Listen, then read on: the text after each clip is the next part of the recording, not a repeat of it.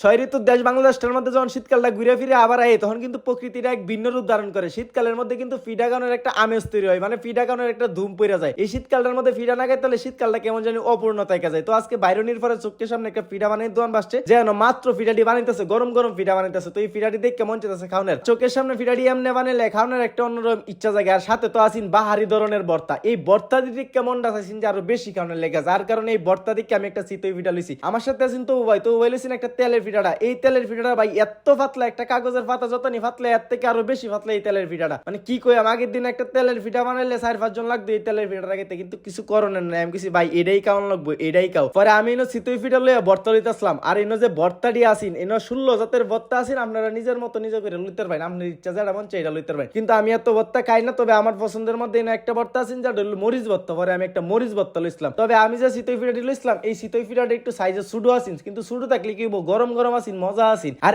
এই যে চিতই ফিডাটা খাওয়ানোর পরে এমন একটা জিনিস দেখলাম, দেখো না হাতে কেমনে চিতই ফিডার এডা বানাইতেছে। একটা চামিচ ব্যবহার করতো বা অন্য কিছু ব্যবহার করতো। পরে তো ভাই এটা দেখেন, পরে তো ভাই কইতেছে এটা কি দেখলাম রে। পরে আমি কইলাম ভাই যাই দেখো না কেরা, যাই খাও না কেরা, ঢাকার যে স্ট্রিট ফুডটি আছে এটি অনেকটি বেশি অস্বাস্থ্যকর। এটা কিন্তু হাত দিয়ে না গুলাই অন্য কিছু তো গুলাইতে পারতো, তো কিছু করণের নাই, মানে অস্বাস্থ্যকর একটা খাবার খাইলাম।